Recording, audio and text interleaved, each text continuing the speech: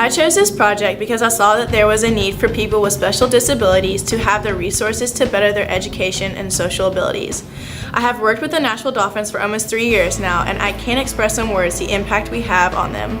I also worked with Gigi's Playhouse tutoring a 6-year-old boy named Michael. While working with him, I realized that it's harder for people with a disability to read or do basic everyday skills.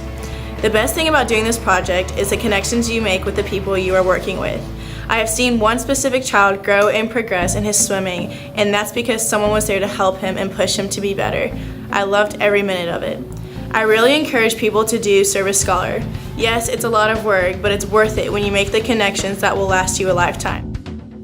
I worked with an organization called Musicians on Call, and they're a nationwide nonprofit who brings music to the bedsides of patients at healthcare facilities.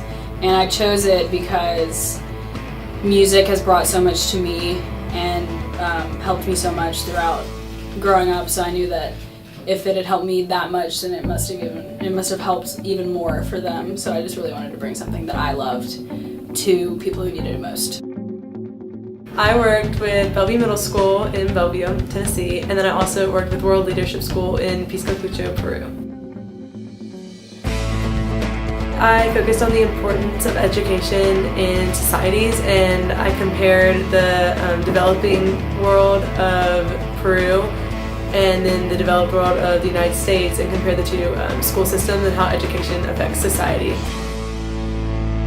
So Caroline and I went to Heifer International over the summer, and we really chose it because we were just kind of looking for something new and different that we hadn't really heard of through service learning at school. A lot of the Ensworth core skills were built into the program that Heifer International had going on down there at their ranch.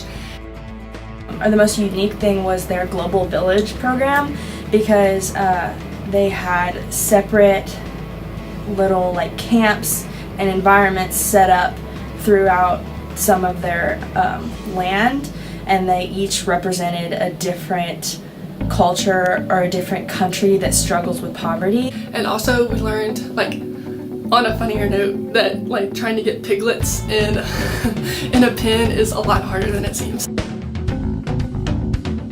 I went to Haiti for my service project with My Life Speaks, and they work with orphan care and prevention, public health, and education. The best thing was being able to build relationships with the people I was working with, and just learning that they're no different than I am, and being able to go back and visit them and be able to call them my friends. I worked with an organization called Saddle Up, which works with special needs children and those with disabilities, and it teaches them how to ride horses therapeutically. My biggest takeaway from the entire thing was that patience and perseverance are what lead one to be successful no matter the restraints or disability one has. I focused on how therapeutic riding benefits those with disabilities, and I definitely saw such improvement on attitude and confidence from the children.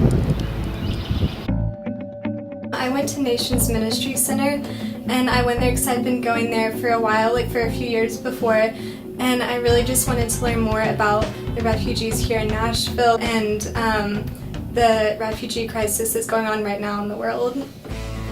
Definitely learned how the children that I worked with, they were such quick learners, because I saw throughout the year how much their English improved, and so it was amazing just to see how much they improved with that and how much more they learned throughout the year.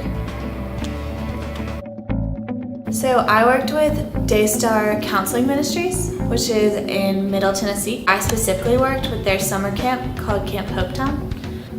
One of the biggest things I learned was about trust and friendship, and about at the beginning of the camp, none of the girls, I worked with middle school girls, none really wanted to share or talk about their struggles or really talk about anything with you, but through the week, as you cooked with them and talked with them and did activities with them, as you built the friendship and trust, they would open up to you, and that's when you could get the most across to them and learn the most from them. And so I just learned that in any relationship you go with, you need to build the friendship and the trust first before you can do any work.